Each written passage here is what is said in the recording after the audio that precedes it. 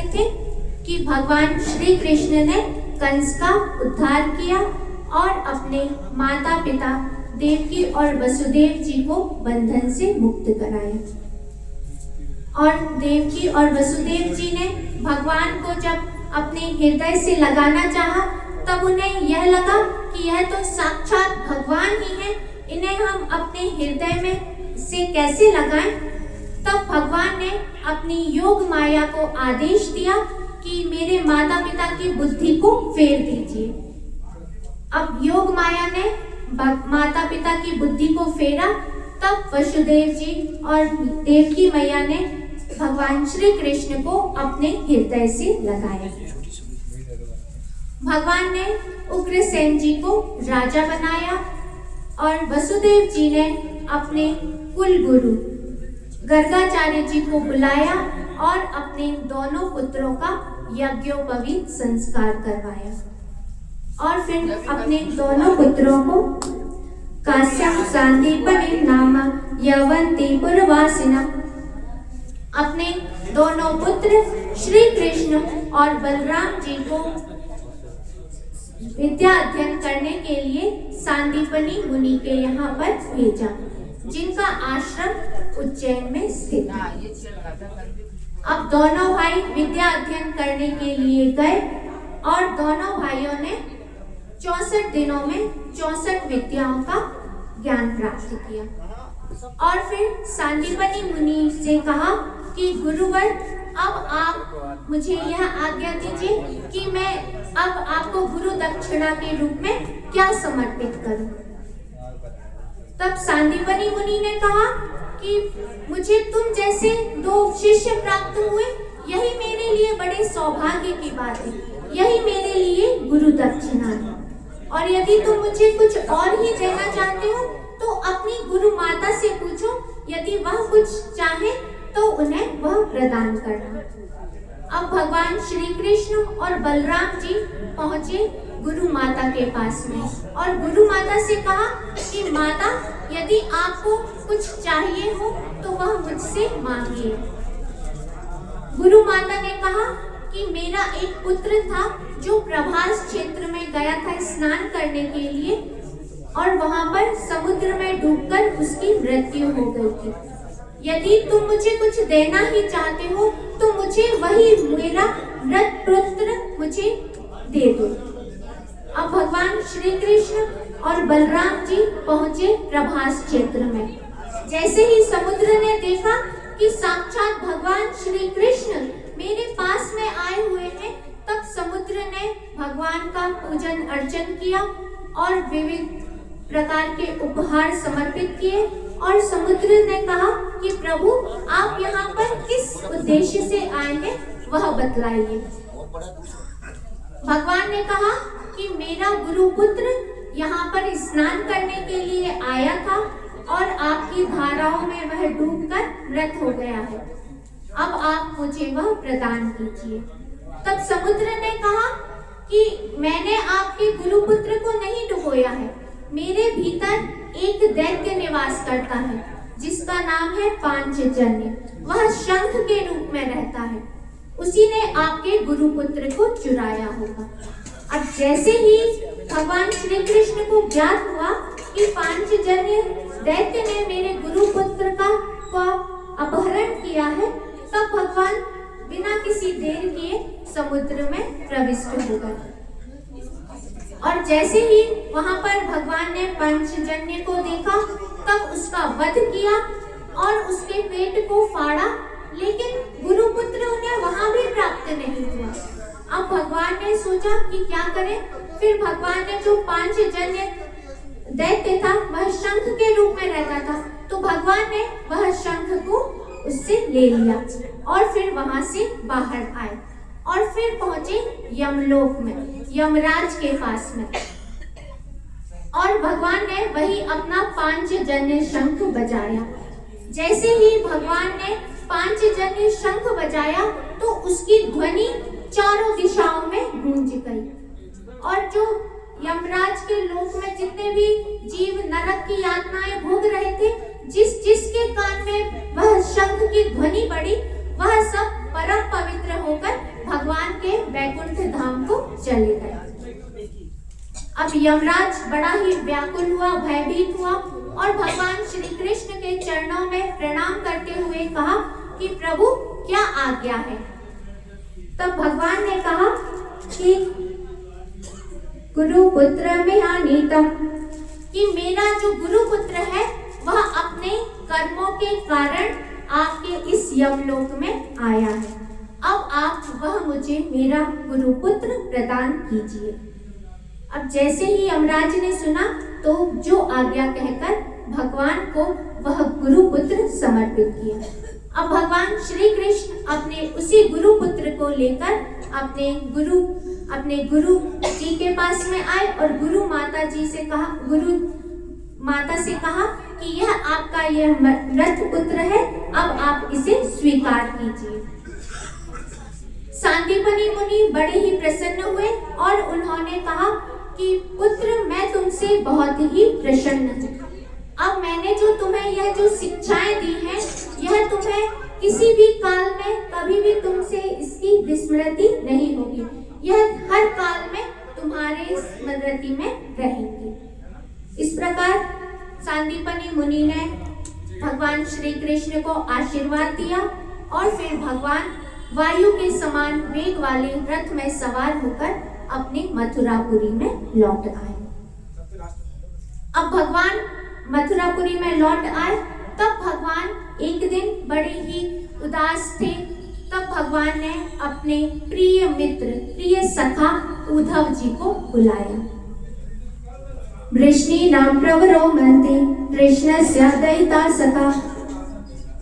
जो उद्धव जी थे वह भगवान के दैत सखा थे, प्रिय मित्र थे, अंतरंग सखा थे, बेस्ट फ्रेंड कहे जिसको, जिससे अपन अपने हृदय की सारी बात कह सकते हैं, उसे प्रिय सखा कहा जाता है, अंतरंग सखा कहा जाता है।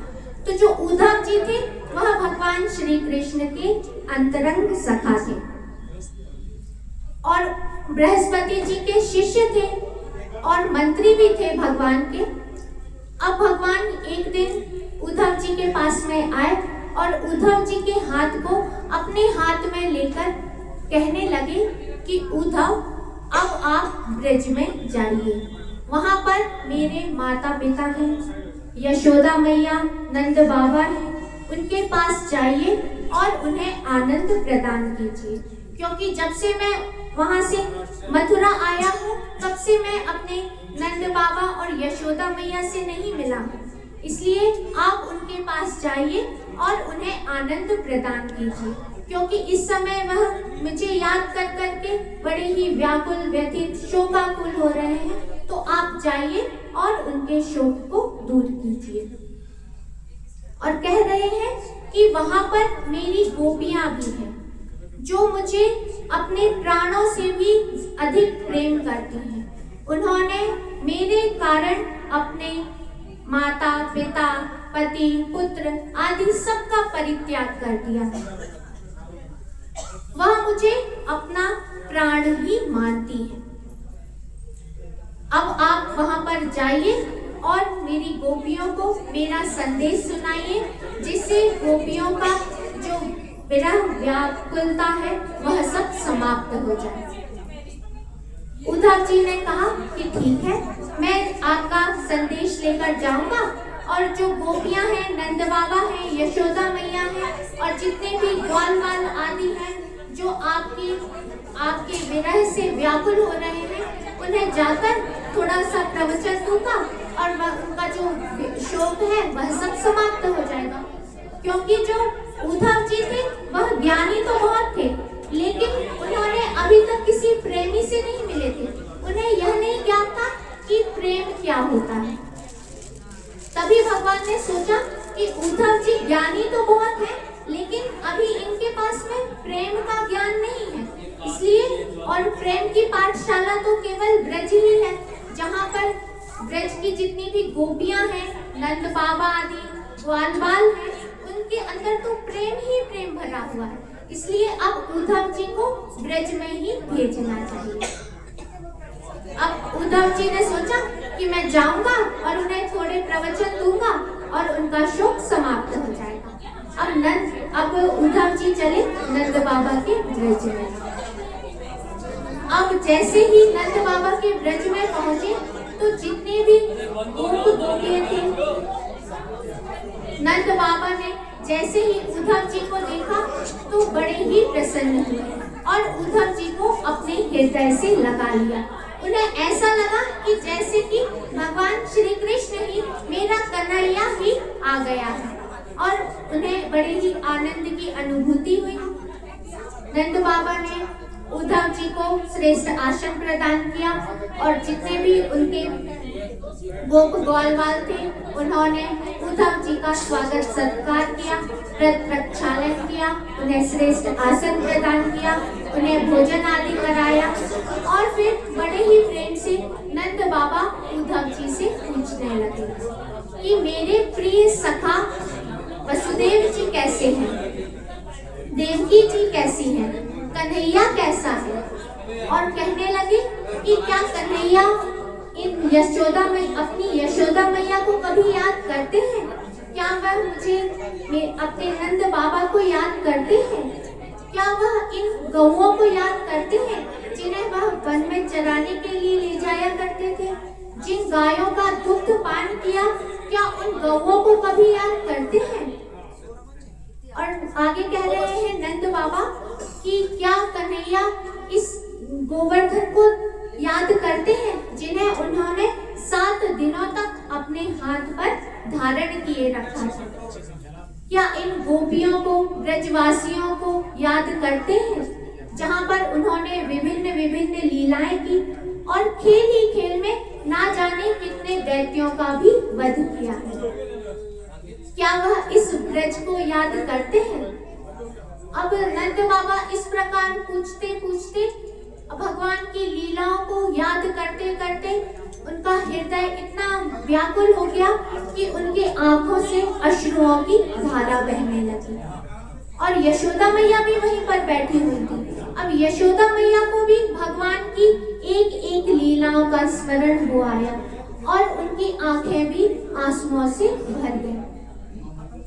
अब इस प्रकार वार्ता करते करते फिर उद्धव जी ने कहा कि नंद बाबा, जिस कन्हैया के लिए जिन्हें आप अपना पुत्र मानते हैं वह तो साक्षात परमेश्वर है, सर्वेश्वर है। और उद्धव जी कह रहे हैं ना माता न पिता तस्य ना भार्या न सुता दया। कह रहे हैं कि जो भगवान श्री कृष्ण है वह तो साक्षात परमेश्वर है, ना तो उनकी कोई माता है और ना ही उनका कोई पिता है, ना ही उनकी कोई पत्नी है और ना ही उनका कोई पुत्र है, ना ही उनका कोई आत्मीय जन है और ना ही उनका कोई जन्म आदि होता है।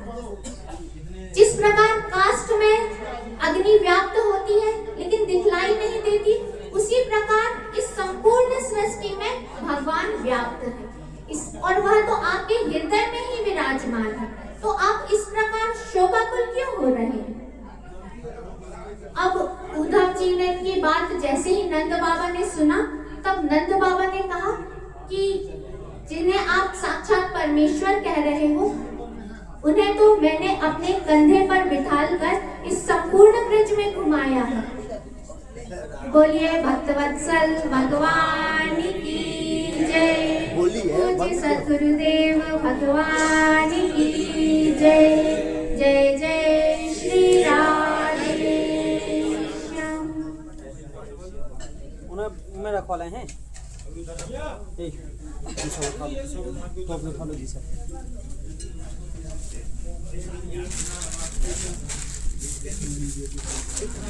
ये देखो इनको तो यहाँ नीचे रखे थे।